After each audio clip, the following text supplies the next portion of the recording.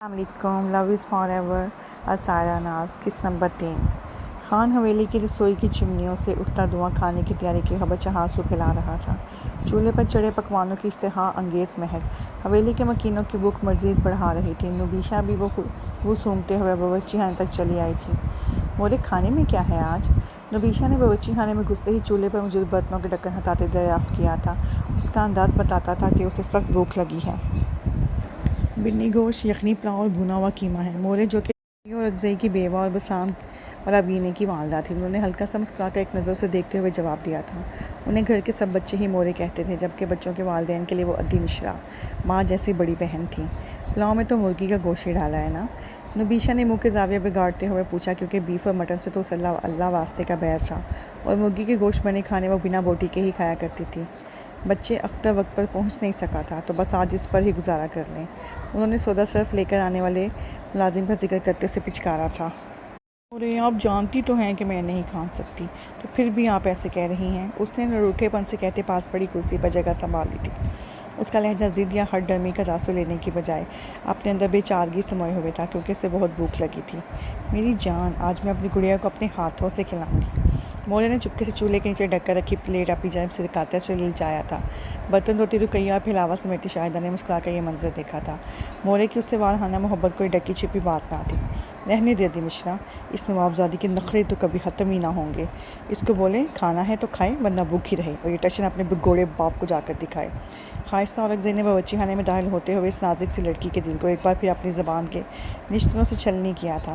وہ بچپن سے یہ درد سہتی آئی تھی، مگر یہ ہر بار نئے سرے سے تکلیف ہوتی تھی، جسے وہ ہمیشہ سنبھال کر رکھ لیتی. اسے بھی کسی کو یہ قرض سود سمیت چکانا تھا. اس کی اپنی سگی ماں اسے مخاطب ہی نہ کرتی تھی، اور اگر کچھ کہتی بھی تو سوائے نفرت کے کچھ بھی نہ تھا اس کے پاس اپنی بیٹی کو دینے کے لیے. خائستہ کی باتوں پر جہاں باقی سب کی آنکھوں میں تعصب ابھرا تھا، وہیں نبیشہ کی آنکھوں میں سرد مہری مزید بڑی تھی. مورے، جب کھانا لگ جائے تو مجھے بلوا لیجیے گا، میں پچھلے باغیچے میں ہوں. ماں کو پلٹ کر کوئی جواب دیے بنا وہ ان کی طرف دیکھے بغیر سپاٹ لہجے میں کہتی وہاں سے نکلتی چلی گئی تھی، جبکہ خائستہ نے سر جھٹکتے اپنے لیے پانی کا گلاس بھر کر منہ سے لگایا، جس کے لیے وہ یہاں تک آئی تھی. خائص، یہ بہت بری بات تھی. تم کیوں اپنی ہی بیٹی کو اتنا گردہ گناہ کی سزا دیتی ہو؟ کیا تم نہیں جانتی کہ شریعت کی روح سے کوئی بھی جان کسی دوسرے کا بھگتان نہیں بھگتے گی؟ تو پھر یہ سب کیوں کرتی ہو تم؟ مورے نے ہمیشہ کی طرح اسے سمجھانا چاہا، مگر وہ سنی انسنی کرتی پانی پی کر خالی گلاس میز پر رکھتی چلی گئی تھی. یہ بھی ہمیشہ سے ہوتا آیا تھا کہ وہ جہاں جواب دینا نہ چاہتی تھی وہاں خاموشی اختیار کر لیتی تھی، اور اس کی عادت نبیشہ نے اس سے ہی زیادہ پختگی سے اپنائی تھی. مورے نے دل محسوس کر اپنے ہاتھ میں پکڑی تھالی کو دیکھا تھا، جس میں انہوں نے نبیشہ کی پسندیدہ بریانی بھر رکھی تھی، جو کہ صرف اس کے لیے ہی بنی تھی، مگر وہ جانتی تھی کہ اب کم از کم آج کی تاریخ میں وہ یہ نہیں کھانے والی ہے. وہ ہمیشہ کی ماں کی پھٹکار سننے کے بعد خود کو ہی اذیت میں مبتلا کرتی تھی، جیسا کہ وہ اب سب کے لیے بنا کھانا کھا کر کرنے والی تھی. رقیہ، تم قہوے کی تمام چیزیں ایک جگہ رکھ دینا. مورے برتن دھوتی ملازمہ کو ہدایت کرتی باہر نکل گئی تھی. جانتی تھی کہ جلدی اس کی ضرورت پڑنے والی ہے.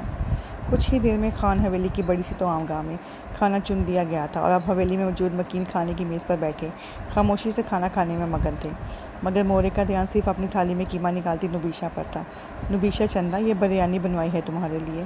کھانے کی میز پر دل کے ہاتھوں مجبور مورے نے ایک بار پھر کوشش کرنا ضروری سمجھا تھا کہ شاید وہ اپنی طبیعت کے برخلاف یہ کھا لے. انہیں اس کا خیال تھا، اور وہ اس وقت ہر احساس سے عاری ہوئی لگتی تھی. نہیں مورے، آج میں وہی کھاؤں گی جو سب کھا رہے ہیں. میں کوئی دنیا سے انوکھی تھوڑی ہوں. اس کے لہجے میں تلخی نہ تھی، بلکہ وہ سپاٹ انداز میں بات کر رہی تھی. ان کے مکالمے پر میز کے گرد بیٹھے سارے ہی نفوس ان کی طرف متوجہ ہوئے تھے. بسام نے بھی ایک چٹکی نظر نبیشہ پر ڈالی اور نظروں کا زاویہ واپس اپنے کھانے کی طرف موڑ لیا. وہ تاحال اس قصے کے موجب سے لا علم ہی تھا، سو کچھ خاص رد عمل ظاہر نہ کیا تھا. باقی سب نے بے چینی سے اسے دیکھا، جو کہ بنے ہوئے قیمے کے ساتھ چپاتی کھانے سے زیادہ نہیں کر رہی تھی. صرف خائستہ اور بسام بے نیازی سے کھانے میں مصروف تھے، جبکہ اس کے ہر نوالے کے ساتھ باقی سب کے حلق میں کھانا اٹک رہا تھا. شاہ زیب اور اکزئی نے اشارے کی جنبش سے خائستہ کی طرف اشارہ کر دیا، اور ایک لمحہ لگا تھا مقابل کو ساری بات سمجھنے میں. وہ ایک گہرا سانس بھر کر رہ گئے. جانتے تھے کہ اس وقت مزید کچھ بھی کہنے کا مطلب ہے خائستہ کے غصے کو دعوت دینا، اور آج تو اسے روکنے والا بھی کوئی نہ تھا، سو اس وقت خاموشی میں ہی عافیت تھی. پلار جانا بابا جان، ترا شہباز کب آئیں گے؟ کشمالہ نے باپ کو مخاطب کرتے ہوئے پوچھا تھا. شہباز اور اکزئی بابا خان اور مادر مہر کے ساتھ کسی قریبی وادی میں مادر مہر کے کسی عزیز کی عیادت کو گئے تھے. کشمالہ کا یہ سوال بے معنی نہ تھا کہ اگر ان تینوں کی موجودگی میں یہ واقعہ پیش آتا تو وہ لوگ ہمیشہ کی طرح بڑے سباؤں سے باتوں میں جا کر روک لیتے. خواستہ بھی صرف ان تینوں کا ہی لحاظ کیا کرتی تھی، مگر ابھی وہ لوگ جانتے تھے کہ کسی بھی بدمزگی کا مطلب تھا خواستہ کے ڈپریشن کے دورے کو بلاوا دینا، جو کہ اکثر چیخنے چلانے پر اسے پڑ جایا کرتا تھا اور پھر ہفتہ 10 دن تک اس کے اثرات جاری رہتے تو اس کے عتاب کا نشانہ بھی صرف نبیشہ ہی بنا کرتی تھی، جو کہ اگر غلطی سے بھی اس کے سامنے آ جاتی تو وہ اس پر پل پڑا کرتی تھی۔ بچے ان کی واپسی تو رات دیر تک ہوگی۔ نبیشہ چندا، آج آپ کے ہاتھ کا قہوہ پینے کا بڑا من ہے، آپ بنا لاؤ میرے لیے ایک کپ۔ بیٹی کو جواب دیتے وہ نبیشہ سے مخاطب ہوئے تھے، انہیں اسے کھانے سے روکنے کا یہی ایک طریقہ نظر آ رہا تھا۔ نبیشہ ہاتھ میں پکڑی چپاتی پلیٹ پر اختصار ہلا کر اٹھ گئی۔ مورے نے انہیں تشکر بری نظروں سے دیکھا تھا۔ کراچی کے ایک اعلیٰ طبقے کے پوش علاقے میں رات پورے دل سے اتری تھی۔ وہاں موجود زیادہ تر گھروں کے مکین مختلف تقریبات یا ریستورانوں میں کھانا کھانے کے عادی تھے، اور جو تھوڑے بہت گھروں میں موجود تھے وہ اکیلے ہی ملازمین کی فوج کے سامنے رات کا کھانا نوش فرما رہے تھے۔ وہیں ایک گھر ایسا بھی تھا جہاں کے تمام مکین رات کا کھانا تناول کرنے کے بعد اب ایک ساتھ بیٹھے خوش گپیوں میں مصروف دکھائی دیتے تھے۔ بات مختلف موضوعات سے ہوتی ہوئی اس گھر کی اکلوتے وارث کی شادی پر آن ٹھہری، جو کہ ہمیشہ اس موضوع سے کرنی کترا جاتا تھا، مگر آج اس کی والدہ الگ ہی موڈ میں تھی، جو اس کی ایک بھی نہ سن کر اپنی بات منوانے کا مصمم ارادہ باندھ چکی تھی۔ موم، اسعد نے ٹاہر بڑے لہجے میں کہتے اپنی نظریں سامنے چلتی اسکرین پر جما دی جہاں کوئی فٹ بال میچ چل رہا تھا۔ کیا موم، اگلے مہینے 27 کے ہو جاؤ گے تمہارے ساتھ کے لڑکے 2 بچوں کے باپ بن چلے ہیں اور ادھر صاحب بہادر کو کوئی فکر ہی نہیں ہے۔ زرش نے روایتی ماں والا انداز اپنایا تھا۔ موم، یہ لائن تو ویسے لڑکیوں کے لیے بولی جاتی ہے، آپ بھائی کو ایسے بول رہی ہیں جیسے وہ کوئی لڑکی ہوں۔ بگ بی، آپ ماما کی بات مان کیوں نہیں لیتے؟ مجھے بھی ایک پیاری سی بھابھی چاہیے۔ اس سے پہلے کہ وہ کوئی جواب دیتا مصطفیٰ بولتی ہوئی آ کر بھائی کے ساتھ جڑ کر بیٹھ گئی تھی۔ اسعد نے اسے ایک گھوری سے نوازا تھا، وہ سمجھ گیا تھا کہ اب وہ ماں کے ساتھ مل کر اسے تنگ کرنے والی ہے۔ اسے مت گھورو، وہ بالکل ٹھیک کہہ رہی ہے، مجھے اسی سال اس گھر میں بہو چاہیے۔ زرش نے اسے گھرکا تو وہ بے بسی سے اپنے ڈیڈ کی طرف دیکھ کر رہ گیا، مگر انہوں نے بھی معذرتی انداز میں شانے اچکا دیے تھے کہ وہ کیا کر سکتا ہوں، یہ تو ماں بیٹی کی بحث ہے۔ اس نے خود کو ہر طرف سے گرا ہوا محسوس کیا، مطلب کوئی بھی اس وقت اس کا ساتھ دینے کو تیار نہ تھا۔ اس نے خود ہی میدان میں اترنے کی ٹھانی تھی۔ مام، آپ کو پتہ ہے کہ میں ابھی اپنی کمپنی کو ایک مقام تک لے کے جانا چاہتا ہوں، اور اس سے پہلے میں شادی کے حق میں نہیں ہوں۔ ویسے بھی شادی کے لیے ایک لڑکی کی ضرورت ہوتی ہے، جو کہ میرے پاس ہے ہی نہیں۔ اسعد نے سنجیدگی سے کہتے آخر میں پینٹرا بدلا تھا، وہ اپنی جیبیں جاڑ رہا تھا جیسے کہ اس میں سے لڑکی کو برآمد کرنا چاہتا ہوں۔ میں آج بالکل بھی تمہاری باتوں میں نہیں آؤں گی، اور تم میرے سامنے یہ مسخریاں مت کرو۔ کوئی تمہیں دیکھ کر یہ کہہ سکتا ہے کہ تم ایک اتنے قابل وکیل ہو؟ ویسے بھی لڑکی میں خود ہی ڈھونڈ لوں گی، کہ مجھے تم پر بھروسہ نہیں ہے اس معاملے میں۔ تم پر رہی تو پھر تم کبھی بھی لڑکی نہیں ملنے والی۔ زرش آج اس کی کلاس لینے کے فل موڈ میں تھی۔ انداز ایسا تھا کہ ابھی سے دولہا بنا دیں گے۔ دونوں باپ بیٹی مسکرا کر ماں بیٹی کی بات سن رہے تھے۔ اسعد نے گہرا سانس بھرا تھا۔ مام، مجھے بس تھوڑا سا وقت دے دیں، پھر آپ جو کہیں گی میں وہی کروں گا۔ اسے اس وقت اپنی جان چھڑانے کا یہی ایک واحد حل نظر آیا تھا۔ ٹھیک ہے، تمہارے پاس 6 ماہ کا وقت ہے، اس کے بعد میں اپنی مرضی کروں گی، تو تمہیں بالکل بھی کوئی بات کرنے کا موقع نہیں دوں گی۔ زرش نے اسے دھمکی دیتے ہوئے کہا تھا۔ اسعد کے لیے اتنا ہی کافی تھا کہ اسے تھوڑی مہلت مل گئی ہے۔ اس نے تو اتنی جلدی جان چھوٹ جانے پر ہی دل میں شکر ادا کیا تھا۔ اسے کیا علم تھا کہ آنے والے 6 ماہ سے کیا کیا دکھا دینے والے تھے۔ موم، اگر اس دوران بھائی نے خود کو لڑکی پسند کر لی تو پھر؟ مصطفیٰ نے سمٹنے والی بحث کو پھر سے شروع کر دیا تھا۔ اسعد نے اسے ایک تیز نگاہ سے نوازا، وہ شاید اپنی بھائی کی مزید برکت بننے دیکھنا چاہتی تھی۔ وہ اسے نظر انداز کر کے ماں کی طرف متوجہ رہی۔ لو، اس سے اچھی اور کیا بات ہے کہ یہ خود ہی اپنے لیے جیون ساتھی کا انتخاب کر لی؟ میری مشکل تو آسان ہو جائے گی۔ ویسے بھی زندگی تو اسے نہیں گزارنی ہے نا، تو پھر اس کی مرضی تو شامل ہونی ہی چاہیے۔ میں چاہے لڑکی خود بھی ڈھونڈوں، مگر اپنے بیٹے کی پسند تو مد نظر رکھوں گی ہی۔ زرش کی بات پر اسعد نے بہن کو دوبارہ نکال کر دکھائی تھی، جبکہ وہ ماں کی بات سن کر کافی بدمزہ ہوئی تھی۔ اس کا ارادہ تو بھائی کی مزید ٹانگ کھینچنے کا تھا۔ اس کے منہ بنانے پر باقی تینوں نے کہا لگایا تھا، تم اپنی کمپنی کے لیے کچھ نئے وکلا کا انٹرویو لے رہے تھے، تو کیا ان کو فائنل کر لیا ہے؟ اتصال صاحب گو کہ اپنا بزنس کرتے تھے، مگر وہ پھر بھی وقتاً فوقتاً بیٹے سے بھی اس کی کمپنی کے بارے میں پوچھتے رہتے تھے۔ ان کی بات پر اسعد کو بے ساختہ وہ لڑکی یاد آئی جو آج انٹرویو کے لیے آئی تھی۔ اس لڑکی کی باتوں نے اس کو کافی حد تک حیران کیا تھا۔ ایک پل کو اس کے بارے میں سوچنے کے بعد وہ سر جھٹک کر باپ کی طرف متوجہ ہوا تھا۔ جی ڈیڈ، کچھ تقرریاں تو کی ہیں، اور مجھے یقین ہے کہ کمپنی کے لیے ایک اچھا اضافہ ثابت ہوں گی۔ وہ اپنے ڈیڈ کو تفصیلات سے آگاہ کر رہا تھا، جبکہ دونوں ماں بیٹی کافی پینے کے ساتھ ساتھ سامنے چلتی اسکرین پر چلتا ٹاک شو دیکھنے لگی تھیں۔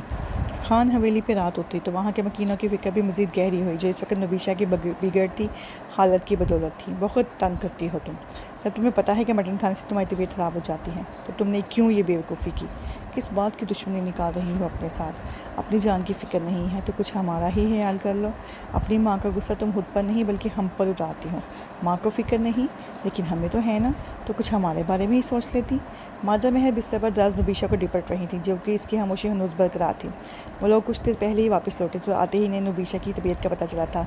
इस वक्त सभी उसके कमरे में जमा थे। उससे हमेशा से मटन खाने से एलर्जी हो जाती थी, तो कभी पेट खराब होने की सूरत में, तो कभी मुसलसल कै आने की सूरत में सामने आती थी, तो कभी इसके जिस्म पर सुर्ख रंग के धब्बे नुमाया होना शुरू हो जाते थे।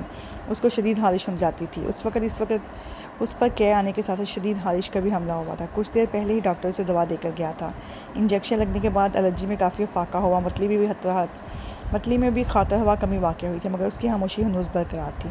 मादर महर ये कहवा मोरे हाथ में एक प्याला लिए उन तक आई थी। मेहरबानों ने सार हिलाते उनसे प्याले लेते अपना रुख नबीशा की तरफ मोड़ते। चम्मच में थोड़ा सा कहवा भरकर हाथ उसकी तरफ बढ़ाया था। वो मुंह खुले चुपचाप कहवा पीने लगी थी।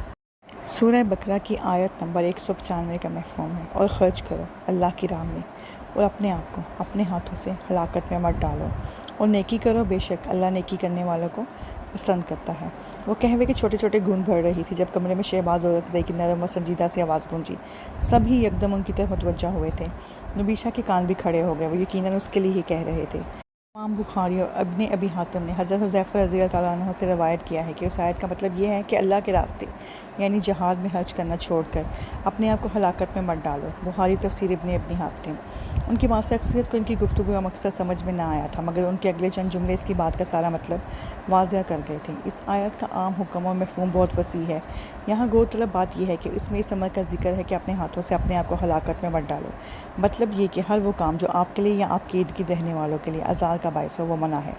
एक चीज़ मुज़र सेहत है, फिर भी इसे इस्तेमाल करना खुद को हलाकत में डालना है। शराब, हेरोइन, चर्स और या सिगरेट, छालिया वगैरह मुख्तलिफ बीमारियों का सबब बनते हैं। ये सब हराम है। इसी तरह बीमारी की सूरत में हलाल चीज़ें भी मना हो जाती हैं। एक शख्स को हाई ब्लड प्रेशर है, फिर भी वह नमक खाता है। एक को शुगर है, मगर मीठी चीज़ों से परहेज़ नहीं करता। यह अपने आप को मारने के मुतादिफ है। ये इनफरादी तौर पर हलाकत का बयान है, जबकि कुछ अमाल न सिर्फ हमें बल्कि दूसरों को भी हलाकत में डाल सकते हैं। आपने तेज़ रफ्तारी से गाड़ी चलाई, कोई हादसा पेश आ गया। आपने सड़क पर कचरा या कीलें डाल दी, आपने गलत पार्किंग करके रास्ता तंग कर दिया, तो ये अपने साथ दूसरों को भी हलाकत में डालने के मुतादिफ है। मजमूई तौर पर हलाकत में और भी बहुत से अमूर शामिल हैं, मगर इस वक्त मेरी बात का मकसद इस तरफ दिलाना है कि हमारा जिस्म हमारे पास हमारे रब की अमानत है और हमारी जानों की हिफाजत हम पर लाजिम है। तो फिर हम क्यों कर खुद को ईज़ा पहुँचा कर रब्बे ज़ुल जलाल के गज़ब को दावत देते हैं। नबीशा जानती थी कि उसके लिए मटन खाना किसी तो सूदमंद नहीं है, मगर उसने ज़िद में आकर वो खाया और अपने आप को तकलीफ़ दी, यानी खुद को हलाकत में डाला। आपके ख्याल में क्या ये ठीक था बेटा? खुद को तकलीफ़ देना भी खुदकुशी जैसा ही है। खुदकुशी हराम है, तो क्या आपको ये ज़ेब देता है कि आप अपने रब की अता करदा नेमत की नाशुक्री करें? शहबाज और अक्ज़ई ने अपने महसूस धीमे लहजे में अपनी बात मुकम्मल की थी और इनकी आखिरी बात पर नबीशा का सर शर्मिंदगी से झुका था। बाकी सभी चुपचाप बैठे थे। दरवाजे के पास खड़ा बसाम वहीं से वापस लौट गया था। मुझे माफ़ कर दें कि मेरी वजह से आप सबको परेशानी का सामना करना पड़ा। मैं शर्मिंदा हूँ खान मामू। चंद पल की खामोशी के बाद नबीशा की नादम सी आवाज़ कमरे में गूंजी थी। मादा महर और मोरे ने बारी बारी इसकी पेशानी चूम ली, जबकि शहबाज और अक्ज़ई अपनी जगह से उठकर इसके पास आए थे। नबीशा जाना, मेरा मकसद आपको शर्मिंदा करना हरगिज़ नहीं था, बल्कि मैं बस आपको अल्लाह की नाफरमानी से बचाना चाहता हूँ। उम्मीद है कि आप दोबारा शिकायत का मौका नहीं देंगी। शहबाज ने उसके सर पर हाथ रखते अपनी बात मुकम्मल की थी। नबीशा ने झट इस बात में सर हिलाया था। उसका सर थपकते शहबाज और अक्ज़ई से आराम की हिदायत करते वहाँ से चले गए, जबकि नबीशा के लिए सोचो कि एक दरवाह कर गए थे। सबके जाने के बाद कब के रुकी आंसू पलकों की बात तोड़ तोड़ कर बाहर निकल आए थे। उसे रह रह कर अपनी बेवकूफ़ी पर गुस्सा और अपनी बेबसी पर रोना आ रहा था। वो हर बार अपनी माँ के ताने सुनने के बाद महसूस करती थी वो आज तक अपनी माँ की बिलाजवाब नफ़रत का माखज़ तलाश करने से कासी रही थी, और यही चीज़ उसे हर लम्हा हर पल बेचैन किए रखती थी। मगर उसे इल्म ही ना था कि इस हवेली में कोई और भी था जो उसकी हर तकलीफ़, हर दर्द अपने अंदर उतरता महसूस करता था, मगर अभी इज़हार की नौबत ना आई। ये इस्लामाबाद के एक वसी और अरीज़ माल का मंजर था। वो तीनों खुशकपियों में मसरूफ़ आगे बढ़ते चले जा रहे थे जब वो बूरी आंखों वाला लड़का एकदम ठिठक कर रुक गया था। या ये देखो, ये वही दरिया वाली लड़कियां हैं ना जो उस दिन हमारे रेस के बीच आ गई थी। इस लड़की की बात कर बाकी दोनों ने भी इसकी जानिब देखा था, जहाँ जरलिश और जरशाला किसी मर्द के साथ खड़ी थी। ये शख्स शायद इन्हें तंग कर रहा है। गौर करने पर पता चला कि वो लोग बात नहीं कर रहे थे बल्कि किसी बात पर उलझ रहे थे। वो लोग ख़रीदारी की गर्ज से इस वक्त इस्लामाबाद के एक मॉल में मौजूद थे। कहाँ जा रहे हो? सियाह आंखों वाले के आगे बढ़ने पर पीछे से उसके दोस्त ने हाँक लगाई थी, मगर वो कुछ भी कहे बिना इस तरफ बढ़ गया जहाँ वो लड़कियाँ खड़ी थीं। इन दोनों ने भी इसकी पैरवी की थी। मिस, कोई मसला है क्या? उसने इनके पास पहुंचकर वहाँ खड़े मर्द को नज़रअंदाज करते जरलिश की तरफ तवज्जो होते हुए पूछा था। ओ हीरो, ज़्यादा अपनी हीरोगिरी ना दिखा। मंग है ये मेरी बचपन की। अब मैं चाहे इसे तंग करूँ या वैसे ही बात करूँ, तुझे क्या तकलीफ़ है? चल ले, फुट ले यहाँ से। उस शख्स का लहजा ही बताने को काफ़ी था कि वो किस कदर तहज़ीब याफ्ता है। उसके अंदाज़ पर मुकाबले का गुस्सा ओट कर आया था। दोनों लड़कियों के चेहरे भी सफ़ेद पड़े थे। मिस्टर, ये तुम्हारे गांव का कोई बाज़ार नहीं है जहां तुम अपनी गुंडागर्दी दिखा देते हो। ये शरीफ लोगों का शहर है और यहाँ हम किसी को भी किसी औरत पर हाथ डालने की इजाज़त नहीं देते। इन लड़कियों की चुप में ही तुम्हारी पोल खोल रही है। तुम्हारे लिए बेहतर यही है कि चुप करके यहाँ से चले जाओ, वरना मुझे मजबूरन दूसरा रास्ता इख्तियार करना पड़ेगा।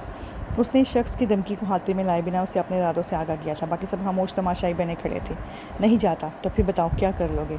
तुम मेरा बाल भी बेका नहीं कर सकते। तुम जानते नहीं कि मैं कौन हूँ। उस शख्स का शराफत से मारने का कोई इरादा ना था। जानते तो तुम भी नहीं हो कि तुम किस बात से कर रहे हो, तुम किससे बात कर रहे हो।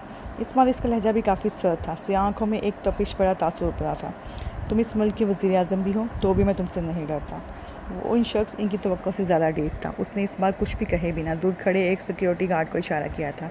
थोड़ी ही देर बाद इस शख्स की मज़ाहमत को रद्द करते हुए सिक्योरिटी गार्ड्स उसे वहाँ से ले गए थे। बहुत बहुत शुक्रिया आपका, आप एक अच्छे इंसान हैं।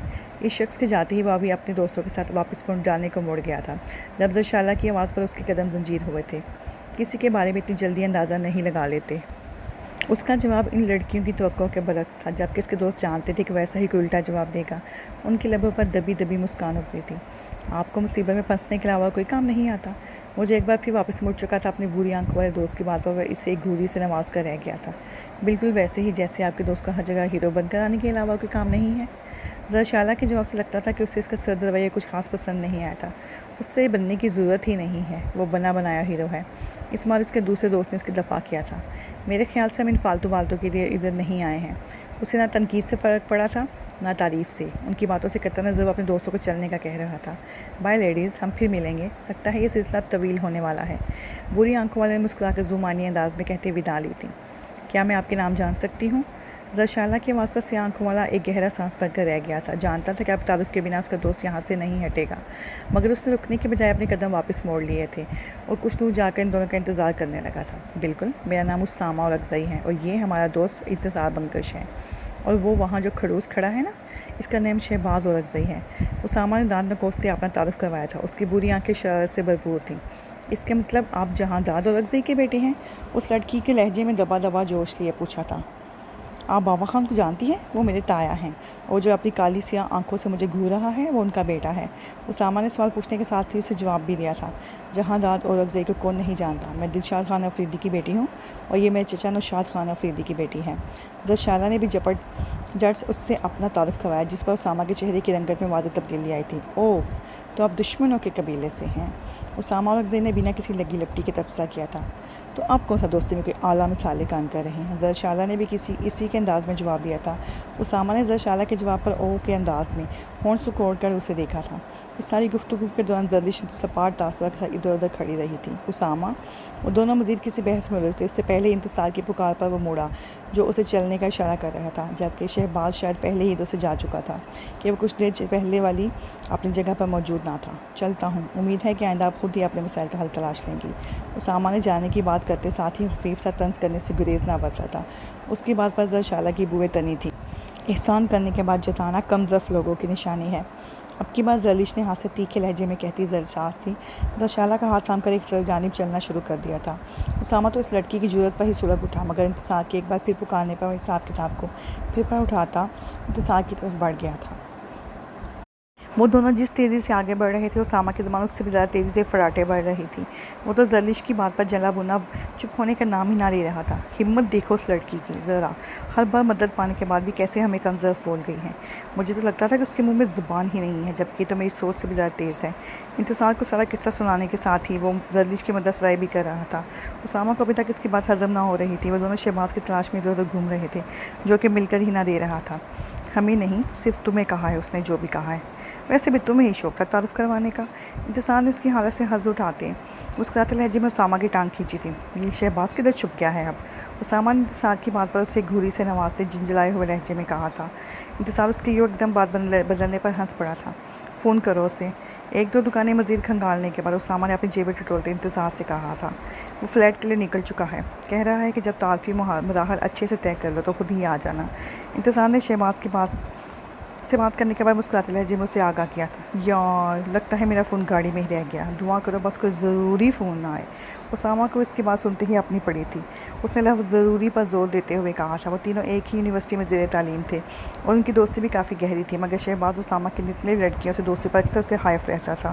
ان دونوں کے بیچ اکثر اس موضوع پر بحث بھی ہو جایا کرتی تھی، مگر بات بڑھنے سے پہلے انتصار ان کے بیچ ثالث بن کر آ جاتا تھا۔ آج کل بھی اسامہ کی ایک دوسری شعبہ کی لڑکی سے بات چیت چل رہی تھی، جس سے شہباز تاحال لا علم ہی تھا، مگر اب اس کے فون کا شہباز کی گاڑی میں ہونا اسامہ کے لیے خطرے کی گھنٹی بجا گیا تھا۔ وہ بلا شبہ ایک سلجھا ہوا انسان تھا، مگر اس کی لڑکیوں کے پیچھے بھاگنے کی عادت شہباز کو سخت ناپسند تھی، اور یہی بات ہمیشہ ان کے بیچ اختلاف کی وجہ بنی تھی، وگرنہ ان تینوں کی مثال 2 جان کی بجائے 3 جان یک کالی والی تھی۔ تمہارا علاج بھی یہی ہے بیٹا، انتصار نے اس کے ہوائیاں اڑتے چہرے سے ہاتھ اٹھاتے اسے چھیڑا تھا۔ تم تو پکے میرے دشمن ہو بیٹا، اگر اس پر شہباز سے میرا آکڑا ہوا نا تو تیری پول کھولنے میں بھی چند منٹ نہیں لگاؤں گا میں۔ اسامہ نے اسے خونخوار تیوروں سے دیکھتے تنبیہی لہجے میں دھمکی دی تھی۔ بیٹا تو اپنی خیر منا، ابھی تو مجھے دمکانے کی حالت میں نہیں ہے۔ اس وقت شہباز کو تیرے کرتوتوں سے لا علم رکھنے کا ذریعہ میرے ہاتھ میں ہے۔ انتصار نے اپنے ہاتھ میں پکڑا فون اس کے سامنے لہراتے طنزیہ انداز میں کہا تھا۔ جواباً اسامہ نے اس کی بات سمجھتے اسے ایک تیز گھوری سے نواز کر اس کے ہاتھ سے فون جھپٹا تھا۔ ہیلو شائنہ، یار وہ میرا فون شہباز کی گاڑی میں رہ گیا ہے، میں نے سوچا کہ تمہیں بتا دوں کہ کہیں تم میرا فون نہ اٹھانے پر پریشان ہی نہ ہو جاؤ۔ اگلے ہی پل وہ انتصار کے فون سے اپنی تازہ ترین سہیلی کو صورتحال سے آگاہ کر رہا تھا، مگر اسے خود بھی علم نہ تھا کہ وہ در حقیقت اپنے پیروں پر کلہاڑی مار رہا ہے۔ کچھ دیر یوں ہی بے مقصد مال میں ادھر ادھر گھومنے کے بعد وہ لوگ بھی فلیٹ کے لیے بلکہ مصیبت کے لیے طرف روانہ ہو گئے تھے۔ جی سامعین، کیسا لگ رہا ہے آپ کو یہ ناول؟ پڑھنے اور سننے کے بعد اپنی پسندیدگی کا اظہار ضرور کیجیے، اور ہاں، ہمارا چینل لائک اور سبسکرائب کرنا مت بھولیے گا، and don't forget to press the bell icon. اللہ حافظ۔